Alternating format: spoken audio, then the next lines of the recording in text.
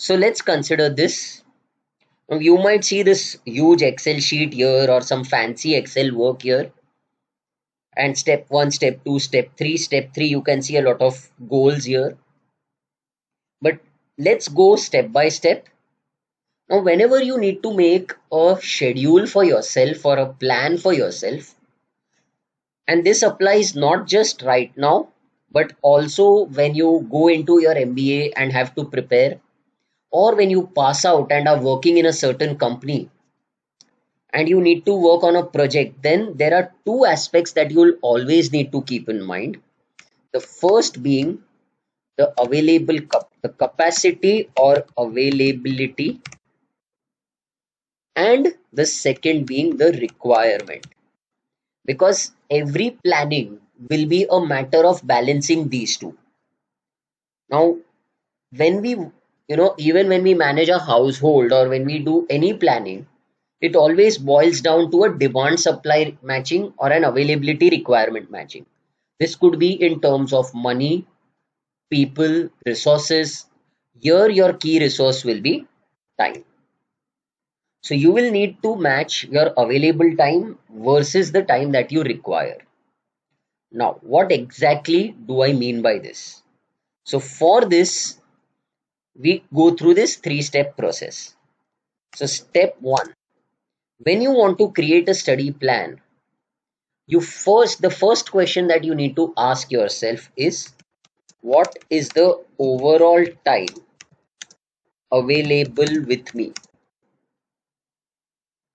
So, this overall time available with you will be calculated through this first box, and we will come to that. The second question that you will need to ask yourself is, how many hours can I put in on average on weekdays? And this same question will have to be asked for weekends as well. Now, why do I distinguish these two?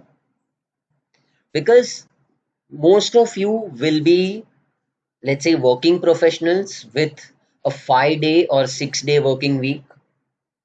So you obviously are able to study or give less time on weekdays, and then you have to overcompensate on your weekends. A lot of you might be students who, due to the current lockdown situation, are preparing at home and have enough time on weekdays as well as weekends. Some of you would be students who are busy on weekdays due to your lectures but available on weekends. So these two values will be very different. So let's first do this task. So let's say you want to start off from tomorrow. So just enter this date here, 13th August 2020. So when you enter this date, you realize that there are exactly 108 days left for CAT. Now this is not a gimmick. The reason I've put this date, you might say, obviously, if I'm looking at this video today, then I'll start from tomorrow. Well, not necessary. What if somebody is busy with college work or office work right now and can't start before 1st September? Then, if such a person, let's say, starts from 5th September 2020, then he would have only 85 days, and his entire schedule or the amount of time that he can put in every day will need to get modified accordingly. So these are small nuances that you need to keep in mind. For now, obviously, we assume 13th August, or let's consider a benchmark figure of say 15th August 2020 as our cutoff date. So we start off from this date. So this gives me 106 days. As I said earlier, taking into account the holidays, the days when we don't study, assume 100 days. Now, here when I say average time on weekdays and weekends, I am not really looking at something very fancy. I don't want you to come and tell me that, okay, I can work for 2 hours on Monday, 1 hour on Tuesday, 3 hours on Wednesday. No. You will never be able to micromanage it to such an extent, so don't do that. You just work out at some estimate. You know your schedule the best. So let's say you say that on weekdays I'm able to work 2 hours or study for 2 hours, whereas on weekends I'm able to study for 6 hours. So here I have a formula that takes into account the number of weekdays and weekends. Essentially, this is an application of weighted averages. So this tells me that, okay, on an average, this student is able to give 3 hours to CAT prep every day. Now, why is this important? So this value here, the total prep hours, gets calculated accordingly. So here, if there's some other student who can study 4 hours here and 8 hours here, then he would have so many hours available. So the more hours you allocate per day, the more studying hours you have available. So let's consider this case, the first case that we considered here. So you have a little more than 300 hours of actual studying, what are called man hours. Now we move on to step 2. What exactly do I need to do in step 2? So in step 2, I need to do a self appraisal or what is called a self analysis. So you need to ask yourself a few questions. First question would be related to theory. I would ask, let's say, how many chapters have I completed studying? When I say studying, I will include possibly videos as well as lessons, as I mean understanding the concepts. So, how many chapters have I completed studying? The second will be practice. Have I been able to practice at least 40 to 50 questions per chapter? So this is a bare minimum that I'm saying. The second question that I'll ask is, am I comfortable practicing when questions are mixed from chapters? That's the second question. Third would be, am I comfortable tackling an entire section together? So these are three important questions to be asked here. Lastly, we move to testing.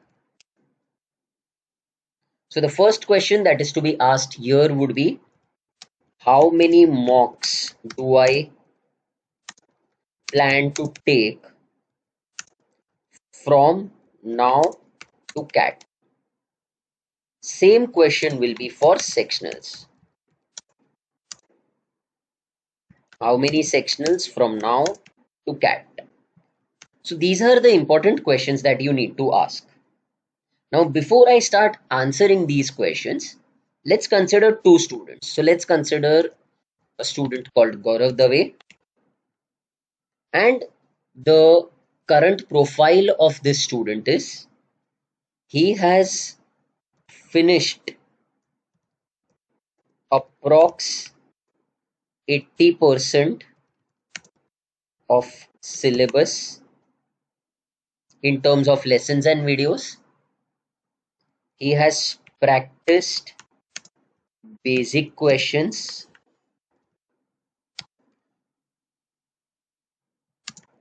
So he wants to move to applications.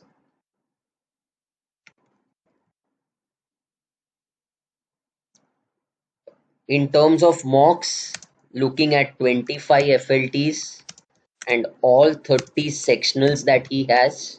So this is his requirement. So in this first case, what we checked was availability.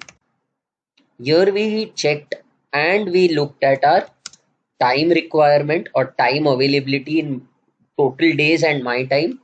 Here I looked at my requirement.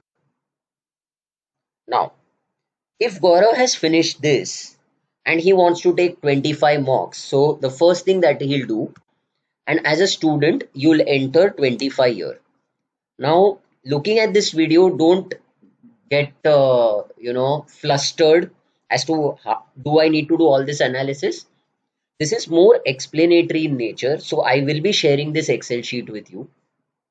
You'll need to fill up just a few details so that you get an idea of how much time you need to put in, and based on that you can tweak your plan, which is given in the step 3. So when you take a mock, you not only take a 3-hour mock but also analyze it in detail. How a mock should be analyzed is something that I am discussing in another video which will be shared with you tomorrow. But typically when you analyze a mock, you take at least the same amount of time as the actual mock itself to go through it and analyze it in detail. So on an average, for every mock, you will need to spend 6 hours. 3 of the test, 3 of the analysis, which means you end up with 150 hours gone for mocks itself. Then let's say you want to take all 30 sectionals, that is 10 sectionals per section. Again, a sectional test is of 1 hour and you'll need to analyze it to arrive at the next step of revision. So that will be another 1 to 1.5 hours. So let's say 2.5 hours. So now I realize that I have roughly another 100 hours that I can use. So Gaurav here has finished 80% of the syllabus. So he'll still need to go through another, say, 15-16 chapters.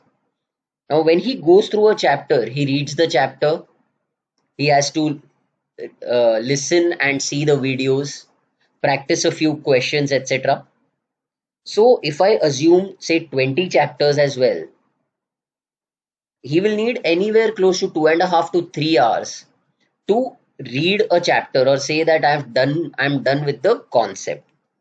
So that will mean that he has just about 40 odd hours left to practice.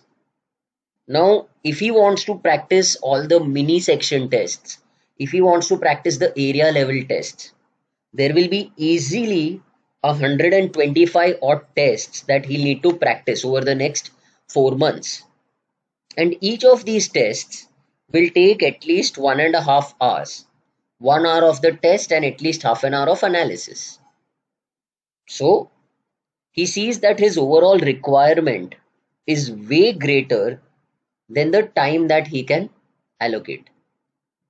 So this is the kind of analysis that you'll also face, because otherwise you'll be talking in the air. You'll think, okay, I'll do so much by September, so much by October, and then at some stage you'll realize it's not possible. So you will need, this might look like fancy analysis. No, it's not. You will need this to understand how much time you need to put in or recalibrate. So suppose Gaurav says that I need to complete all this. If I have to crack CAT, I need to do this. Then the time that he has is less. So I will have to then say that somewhere I find time on weekdays and I allocate 3 hours every day. And weekends cannot be just 5 hours. I need to allocate at least 7 hours every weekend. And once I do that, this value changes here. So I realize that I still do not have enough time. So I'll have to take this, and this value here is not changing. I think there's some issue with the formula. Let me just put in the formula here. So this will be 3 into 5 days plus 8 hours into 2 days. So, oh, sorry. I have just got the formula wrong. What I'll simply do is it will be the average time here into the number of days available here. So this will give me 424 days. And this year is nothing but 3 hours per day into 5 working days plus 8 hours here into 2 days, and I will divide this by 7. So roughly I have 2 days. If I round it, okay, so you have roughly 2 days. So here there is some mistake that we are doing.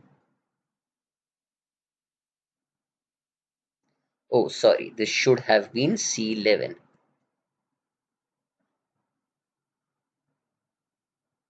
And this should have been into 2. Yes. So now that you see, your formula becomes correct and you start arriving in the range that you wanted. Now, of course, you do not need to actually match this. There is no sense trying to have a 472.5 year and year, because one change in the value here will make your values totally different. So don't try to do that exact matching. Please remember that these are indicative numbers, but these numbers are given to give you an idea of how much you will be able to achieve if you work for so many hours. So that is where these numbers become important. Now, if I've done this and Gaurav Dave now has these numbers in front of him, so he has to create a study plan in terms of a timetable. So this is one student. Let's say you had finished only 40% of the syllabus. Then here your number of chapters would have gone up. They would have become, say, 45 chapters to be done, and this value would have gone up. So you would have to then further increase this and keep manipulating. So it's not just about manipulation. Based on how much work you need to do, you need to identify how much time you'll have to put in every day.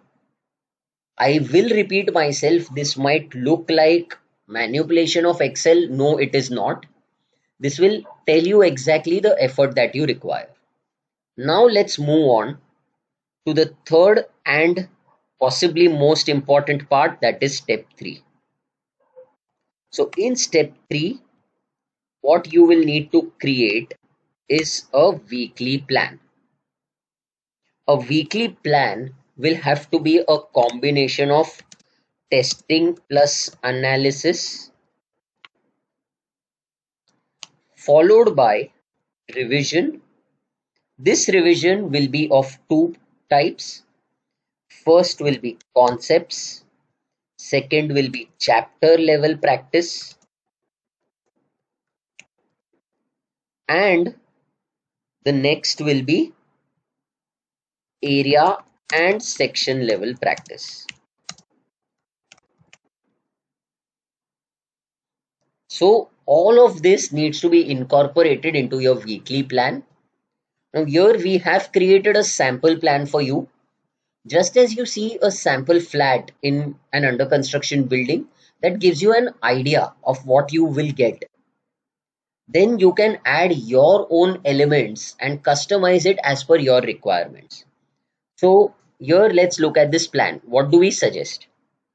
So for a student like Gaurav that I have recommended here, the first thing that I would suggest is you need to test yourself at the beginning. Now this might look counterintuitive that everybody says first study, then apply, then test.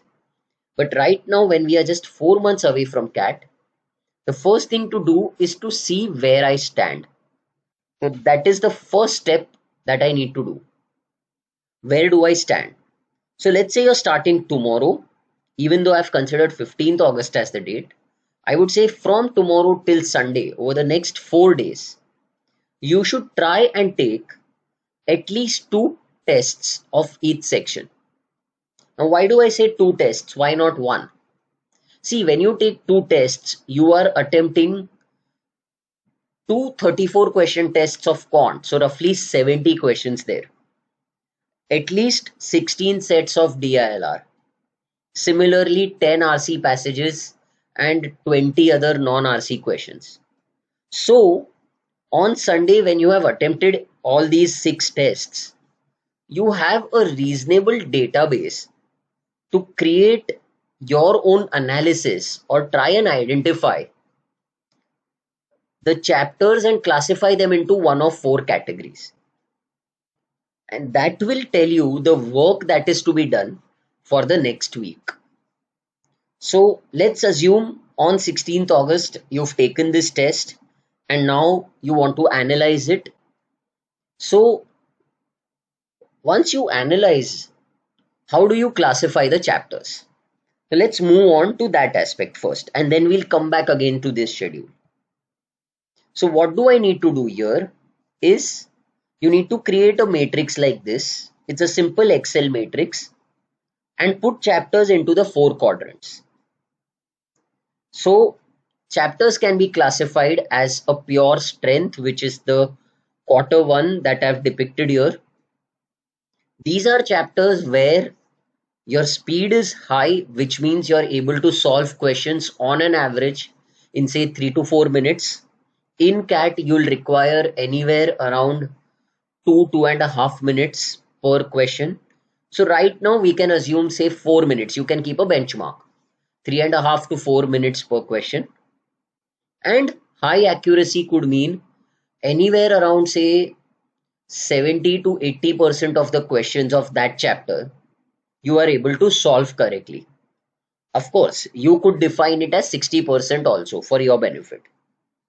So these would be the questions that can be considered pure strength areas.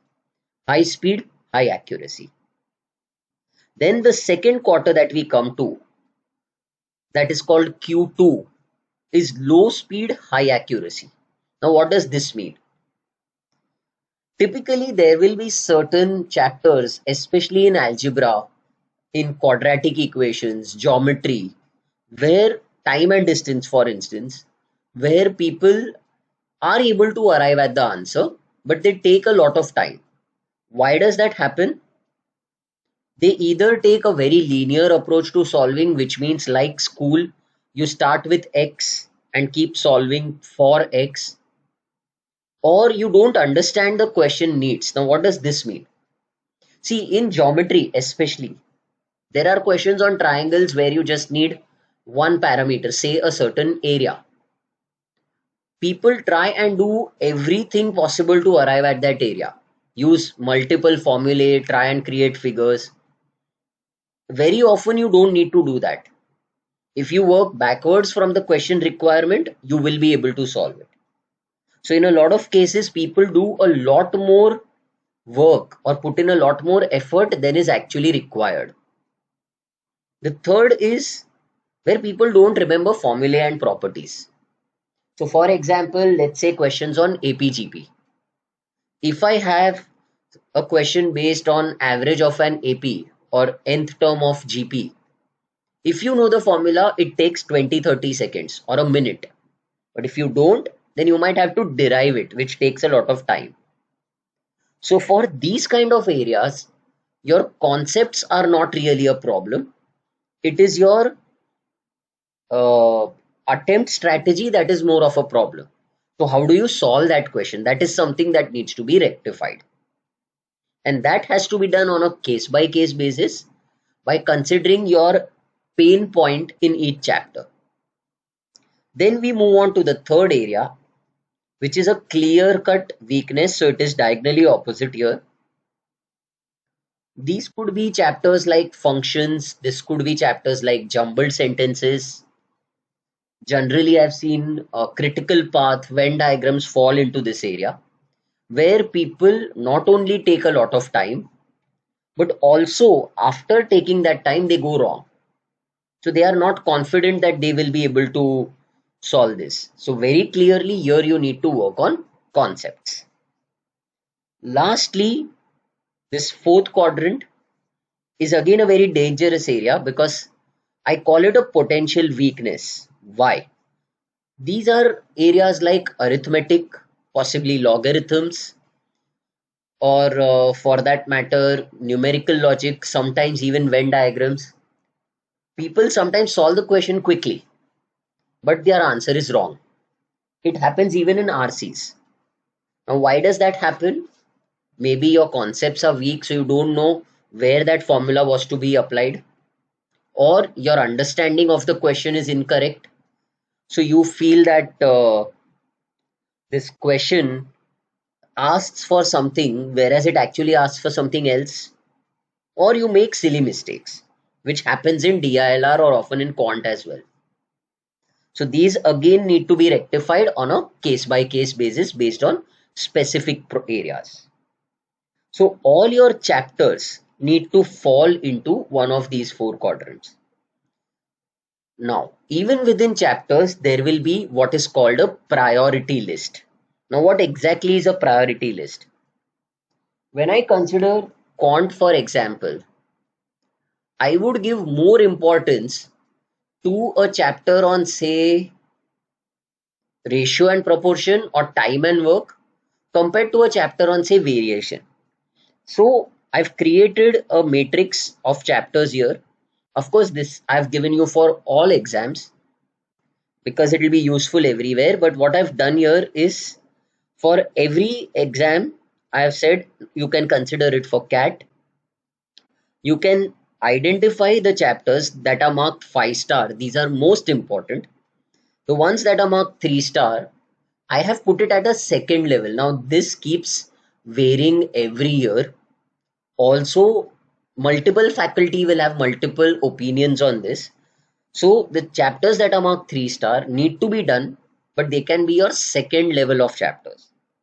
And the ones that are marked 1 star, for example, algebraic symbols, can be done right at the end. So, even if this is a weakness, then I would not be bothered. Now, you might think this is gimmicky. No. Why is this important? Consider a chapter like, say, time and distance, and go back to this grid. Suppose time and distance falls here. So, suppose I say that my chapters here are time and distance and Venn diagrams.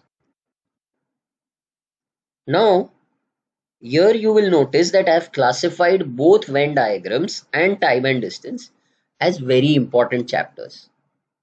So I cannot have a situation where something like this, which generally does appear in the exam, is a relative weak area for me. Then that will ensure that I don't get good marks in the exam.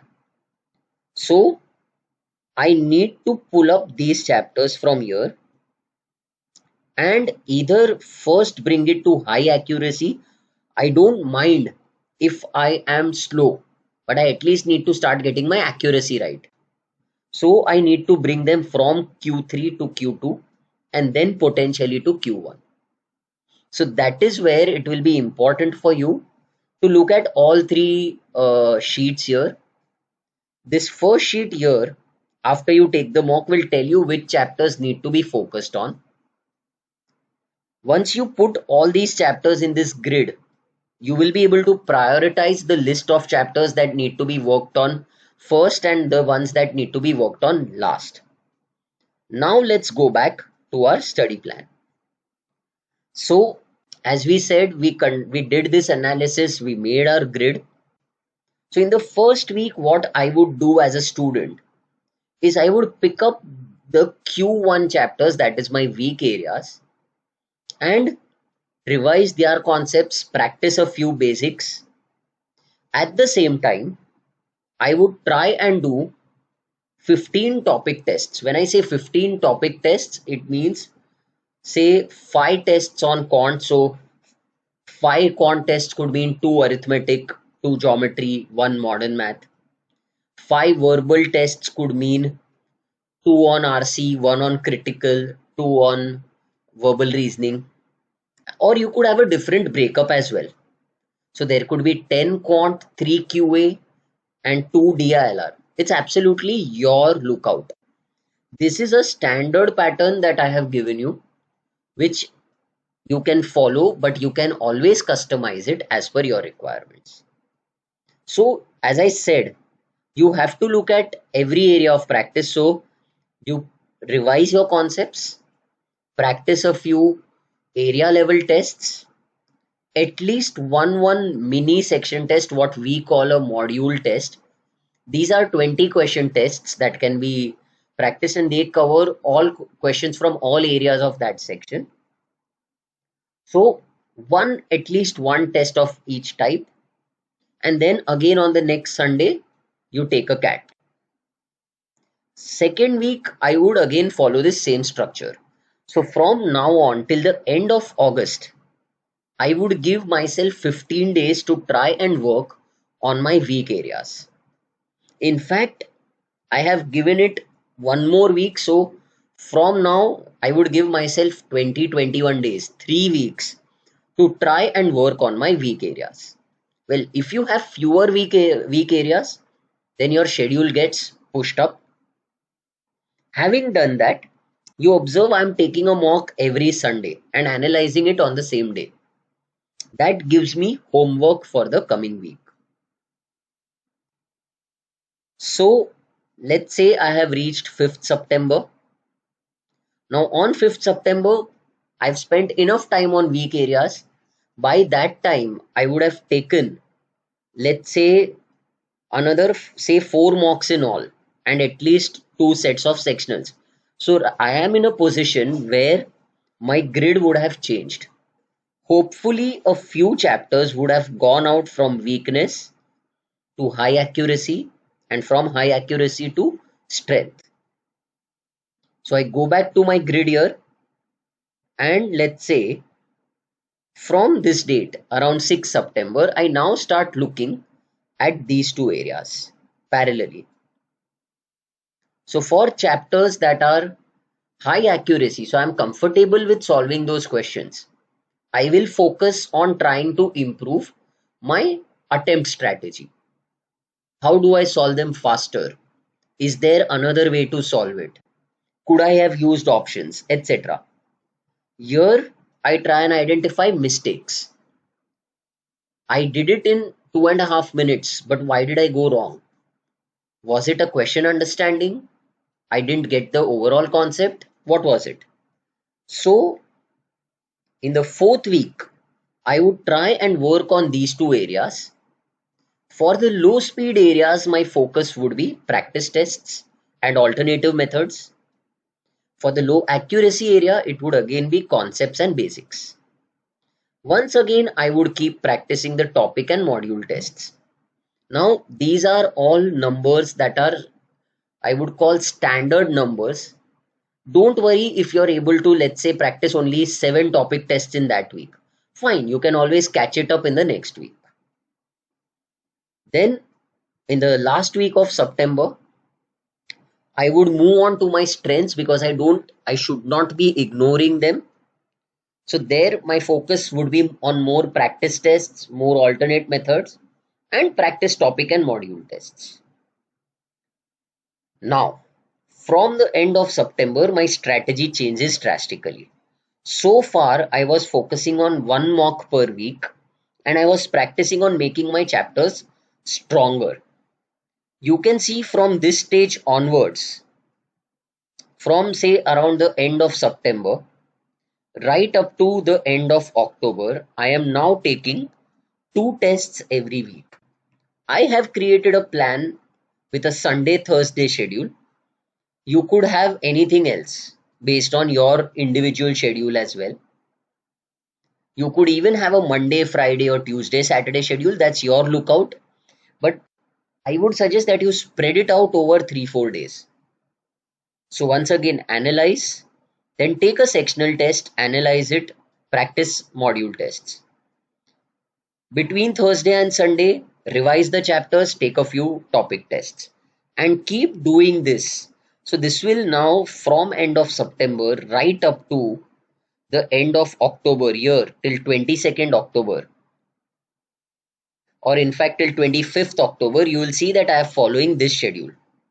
So now I am focusing mainly on application and testing. There is no real theory aspect except for once or twice when I'm revising certain chapters as and when required. So that 1 month from mid September or last week of September to last week of October is mainly for testing and practice. Then I move to the last part, which is October to November. So now when I consider October to November, look at this schedule here. From 25th, I still have 2 tests a week till the first week of November. But here from the second week of November, I have started taking more tests. And in the first week of November, what I'm doing here is there is a final revision. So when you look at these cells here, I have scheduled a final revision. Initially, I look at the weak chapters and try and revise them once. After this, if they still can't be improved, then you can't really do too much about it. Then I go back to the Q2 and Q3 chapters, which are those low speed and low accuracy ones, try and improve them. Finally, you once look at the strength based chapters. So you might think this is all coming too quickly. Yes, it will, because you're now very close to CAT. Lastly, you start taking only mocks. So in the last 10-15 days, it's just mock from an score improvement point of view, analyze it. Next mock, score improvement. Next mock, score improvement.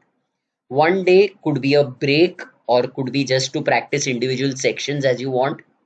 Once again, mock analysis, mock analysis, mock analysis. So this schedule ends on 27th November because the last day has to be kept free. As you can see, this is what can be considered an ideal schedule, which means that this is made with a certain assumption in mind. Suppose you are starting today and have done only 20%, then you might not be able to take 125 practice tests. Then you might have to make do with only 50 practice tests and read up 80 lessons. You might have to bring down your sectionals to only 15 sectionals and still require so much time. So this Excel, as I mentioned earlier as well, will help you work out what is to be done, and it will help you work out the amount of time that you require per day. For example, let's say you're sitting on 15th September, and let me put that date here. So if I consider say 15th September here, then I have only so many hours left, but by that time I have taken 10 mocks. So number of mocks left is 15. My lessons are done, so I don't need to focus on that. So then I can say, okay, let me try and do 100 practice tests. So accordingly, you can schedule all your work. So this has to be visited at least once every week, and your working hours that you'll put for your studies have to be manipulated every time. Because right now, it might still be okay with you putting in 2 hours on a weekday and 5 hours on a weekend. But closer to CAT, a lot of you might take a sabbatical from your office, or you might take a study break. Then at that time, you might need 4 hours on weekdays, 6 hours on weekends, or vice versa. So based on your requirements, keep creating a schedule like this and keep working every week. As I said earlier in this video as well, I will be sharing this Excel. You can fill in your data in the orange cells of this Excel. You can create your own schedule like this. If you feel that you require help in creating that schedule, you can always reach out to me. Once you have this data created, and then we can create a fresh schedule for you. But the key will be to keep evaluating it every week or every 15 days. Creating it today and not looking at it for another month does not help. That is just a waste of time. If you are going to do that, then don't even attempt making it.